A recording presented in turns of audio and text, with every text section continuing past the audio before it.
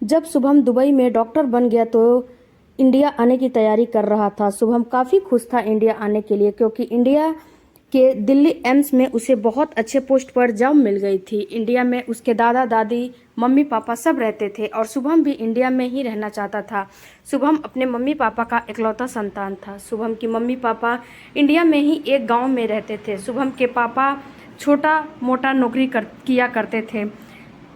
शुभम के दादाजी ट्रांसपोर्ट में काम करते थे और शुभम के दादाजी ने अपने बेटे को इस लाइन में लगा दिया था, क्योंकि शुभम के दादाजी को उस लाइन में अच्छी खासी जानकारी थी। शुभम के दादा भोला और दादी मंजू बहुत अच्छे से रहते थे। भोला जी अपनी नौकरी के 60 साल बाद रिटायर हो चुके थे। उनका बेटा जॉब करता था। उन्होंने जितना भी अपने जीवन काल में पैसा कमाया था और जितना भी उनको फंड मिला था, सब अपने पोते के पढ़ाई में उन्होंने लगा दिया था। भोला और मंजू अपने पति को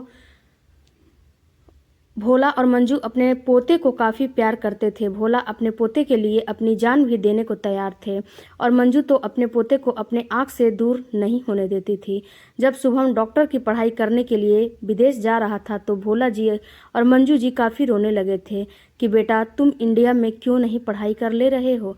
लेकिन शुभम को दुबई जाकर पढ़ाई करना था, इसीलिए शुभम अपने दादा दादी से प्रॉमिस करके गया था कि मैं 4 साल के बाद ज़रूर वहाँ से वापस लौट के आऊँगा। और शुभम की पढ़ाई इन 4 सालों में ख़त्म हो गई थी। शुभम अपने दादा का इलाज करने का भी वादा किया था कि दादा जब मैं डॉक्टर बन के आऊँगा तो सबसे पहला इलाज आप ही का करूँगा। उसके मम्मी पापा भोला और मंजू को काफ़ी तकलीफ़ देने लगे थे। भोला के पास अब एक भी रुपया नहीं बचा था कि वह अपनी दवाई का भी खर्चा उठा सके। भोला और मंजू जितने भी उनके सेविंग और जितने भी पैसे थे सारे अपने पोते और अपने बेटे के ऊपर खर्च कर दिए थे। भोला और मंजू यही सोचकर खर्च किए थे कि बुढ़ापे में हम पैसा क्या करेंगे, हमारा तो एक ही बेटा और एक ही पोता है। जो हम लोग बूढ़े हो जाएंगे तो हमारा बेटा हमारा सहारा बनेगा। लेकिन उनका सोच पर पानी फिर गया। भोला जी की तबीयत काफ़ी ख़राब रहती थी। जब रिटायरमेंट हो गए थे उसके बाद भोला जी को मंजू एक सरकारी अस्पताल में दिखाती थी। उस दिन भोला जी की तबीयत काफ़ी ख़राब थी। मंजू ने अपने बेटे को बोला कि बेटा तेरे पापा की तबीयत ख़राब है, ले चल हॉस्पिटल। लेकिन बेटा एक ना सुना। मंजू जी लास्ट में अपने पति को एक ऑटो करके और सरकारी अस्पताल में लेकर जाती हैं। वहाँ पर डॉक्टर से काफ़ी जान पहचान रहती है। वहाँ पर डॉक्टर ने भोला जी को दवाइयाँ और टेस्ट करके सारी मेडिसिन लिख देता है और दे देता है। मंजू दवाइयाँ जो बाहर से खरीदने वाला था वह खरीद लेती है। इतने में बारिश आने लगती है। मंजू आसमान देखकर बोलती है कि देखो जी, बारिश कभी भी आ जाएगी। हम लोग जल्दी से एक काम करते हैं कि घर चले जाते हैं, नहीं तो बारिश कभी भी आ जाएगी और जब हम लोग भीग जाएंगे तो और हमारी तबीयत ख़राब हो जाएगी। भोला जी बोलते हैं कि हाँ मंजू जी, आप सही बोल रही हो। दोनों रोड पर खड़े होकर एक ऑटो को रुकवाते हैं और उसे हाथों से दोनों रोक के और बैठ जाते हैं। इतना देखते ही देखते जोरों की बारिश होने लगती है। उनके पास तो छाता भी नहीं था कि वह छाता लेकर घर जा सकते हैं। ऑटो उनके घर से कुछ दूरी पर ही रुक जाता था। ऑटो घर की गलियों में नहीं जा पाता था। गलियों में पैदल ही जाना पड़ता था, क्योंकि जहाँ मंजू का घर था वहाँ की गलियाँ काफ़ी सकरी थी। बारिश तेज़ थी। मंजू ने अपने पति भोला का हाथ कस के पकड़ा हुआ था। एक हाथ में दवाइयाँ और एक हाथ में अपने पति का हाथ कस के पकड़ के धीरे धीरे और दबे कदमों से दोनों पति पत्नी धीरे धीरे अपने घर की ओर जा रहे थे। तभी मंजू की बहू बाहर बैठी देख लेती है और बोलती है कि अरे यह देखो क्या ज़माना आ गया है। इस बूढ़े और बूढ़ी ने में रोमांस भी करना शुरू कर दिया था। इन लोगों को कमरे के अंदर रोमांस नहीं करना है, बाहर यह लोग रोमांस करते हैं। और अपने पति को बुलाकर बोलती है और कहती है कि देखो अपने माता पिता को कि इस उम्र में इन लोगों को रोमांस करने की पड़ी है। उनका बेटा बोलता है कि अच्छा आने दो, आज इस बूढ़े और बूढ़ी को अच्छे से इन लोगों का खबर लेता हूँ। हमारे कॉलोनी में हमारी बहुत ही इज्जत है, हमारी इज्जत की यह लोग धज्जियाँ उड़ा रहे हैं, आने तो दो जरा। जब भोला अपनी पत्नी के साथ अंदर जाता है तो बेटा और बहू दोनों लोग खड़ी खोटी सुनाने लगते हैं और बोलने लगते हैं कि तुम्हें जरा भी शर्म नहीं आती है, अपने उम्र तो जरा देख लो और तुम लोग गलियों में रोमांस करते फिर रहे हो। इतने में मंजू जी बोलती हैं कि अरे बेटा तुम यह बात कैसे कह रहे हो, मैं तो तुम्हें बोली थी कि हम लोगों को तुम डॉक्टर के पास लेकर चलो, लेकिन एक तो तुम डॉक्टर के पास नहीं लेकर गए और ऊपर से तुम इतने बड़े इल्ज़ाम लगा रहे हो। तुम्हारे पिताजी अगली बार ऐसी बारिश में गिर गए थे जो कि कितने घुटनों में उनको दर्द हुआ था, यह हम जानते हैं। तुम्हें क्या पता है इसके बारे में? तुम्हारे पिताजी का हाथ पकड़ के उनको धीरे धीरे मैं ला रही थी कि कहीं फिर से गिर न जाएं। इतने में बेटा बोलता है कि पिताजी कोई छोटे बच्चे नहीं हैं माँ, कि गिर के हाथ और पैर तोड़ लेंगे। मंजू कुछ नहीं बोलती है और भोला और मंजू दोनों अपने कमरे में चले जाते हैं। अपने कमरे में जाकर मंजू अपने पति से बोलने लगती है कि देखो जी, बेटा कैसे बोल रहा है। तब भोला अपनी पत्नी मंजू को समझाते हुए कहते हैं, जाने दो मंजू, इसी का ज़माना है। और दोनों पति पत्नी आपस में बात करके अब एक दूसरे को समझाते और सांत्वना देने लगते हैं। मंजू अपने पति की सेवा खूब अच्छे से करती है। मंजू घर का 24 घंटे काम नहीं करती है और जब से उसका पति बीमार था तब से अपनी पति के सेवा में ही लगी रहती है। एक दिन मंजू की बहू अपने पति से बोलती है कि देखो जी, इस बुढ़िया को और इस बूढ़े को हम लोग घर में नहीं रखेंगे, क्योंकि इस बूढ़ा और बुढ़िया हम लोगों को के नाक में दम कर दिया है। केवल दिन भर जब से यह बूढ़ा बीमार हुआ है तब से बुढ़िया अपने पति की तीमारदारी करने में लगी रहती है, घर का कोई काम नहीं करती है और मैं अकेले घर का सारा काम करती हूँ। और इन लोगों के ऊपर इतना पैसा भी खर्च करते हैं हम लोग। इन लोगों को आप वृद्ध आश्रम में क्यों नहीं छोड़ कर चले आते हो? अब हम इन लोगों की सेवा नहीं करेंगे। बेटे को भी पत्नी की बातें अच्छी लगती है और बेटा बोलता है कि ठीक है, मैं कुछ उपाय करता हूँ। कुछ दिनों के बाद बेटा अपने पिताजी से बोलता है, पापा मैं आपका दिल्ली में एक अच्छे डॉक्टर से इलाज करने का सोच रहा हूँ। मेरा एक दिल्ली में अच्छा दोस्त है, उसने मुझे एक डॉक्टर का पता बताया है, वहीं पर आपका अच्छे से इलाज कराया जाएगा। हम लोग कल ही वहाँ पर चलेंगे। इतने में मंजू जी बोलती हैं, बेटा वहाँ पर जाने की क्या ज़रूरत है, और तुम इधर ही के कोई अच्छे डॉक्टर के पास अपने पिताजी को क्यों नहीं दिखा देते हो?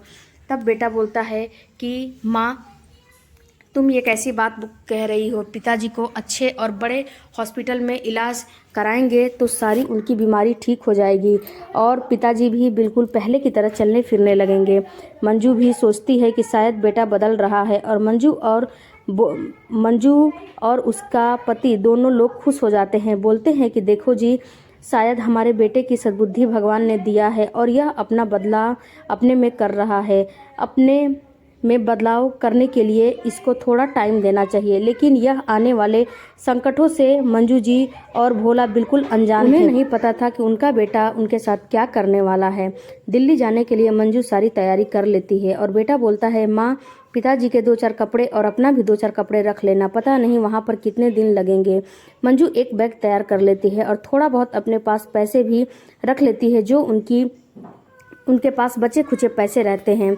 भोला और उसकी बहू और बेटे चारों लोग दिल्ली के लिए चल देते हैं। जब दिल्ली पहुंचते हैं तो वहां पर बेटे ने एक बहुत बड़ा हॉस्पिटल के बाहर दोनों माँ और बाप दोनों को हॉस्पिटल के बाहर बैठाता है और एक पेड़ के नीचे बैठाकर बोलता है कि माँ पापा आप यहीं बैठो, मैं अपने दोस्त को लेकर आता हूँ। मंजू जी इस हॉस्पिटल को देख के बोलती हैं कि बेटा इसमें तो बहुत खर्चा आएगा, हम लोग कहाँ से इतना पैसा लेकर आएंगे। तब बेटा बोलता है, अरे माँ तुम चिंता क्यों करती हो, पापा की दवाई के लिए हम लोग सारे इंतजाम कर लेंगे। सारे पैसों का इतना सुनकर मंजू और भी खुश हो जाती है कि शायद मेरा बेटा बदल रहा है और भगवान को धन्यवाद बोलने लगती हैं। उनका बेटा बोलता है कि मम्मी पापा आप लोग इस अस्पताल के एक पेड़ के नीचे आप लोग बैठो, हम लोग अपने दोस्त को लेकर आ रहे हैं। दोस्त को लेकर आएंगे तभी तो डॉक्टर का पता बताएगा, डॉक्टर कहाँ पर और किस जगह पर बैठा है। इतना कहने के बाद बेटे और बहू एक ऑटो में बैठते हैं और वहाँ से निकल लेते हैं। जब 2 से 3 घंटा हो जाता है तब भोला और उसकी पत्नी दोनों लोग परेशान होने लगते हैं कि मेरा बेटा और बहू अभी तक नहीं आया और अगल बगल पूछने लगते हैं। भोला के मन में कुछ बातें खटकती है। भोला बोलता है कि अरे तुम्हें पता नहीं है मंजू, हमारा बेटा और बहू हम दोनों को धोखा देकर यहाँ से चले गए हैं, अब वह लोग कभी नहीं आएंगे। लेकिन मंजू को विश्वास नहीं होता है। देखते ही देखते रात हो जाती है। मंजू और भोला को अब भरोसा हो जाता है कि हमारा बेटा हमें छोड़कर इसी स्थिति में चला गया है। मंजू अपने पति के कंधे पर सर रखकर रोने लगती है और बोलती है कि हम लोग अपने बेटे को किस नक्षत्र में और किस समय पैदा किए थे जो कि यह हमारे साथ ऐसा कर रहा है। ऐसे बेटे से तो हम लोग बिन बेटे के रहते, हमारी एक ही बेटी रहती, वही सही होता, वही ठीक रहता। कम से कम यह तो दिन हम लोगों को नहीं देखने पड़ते।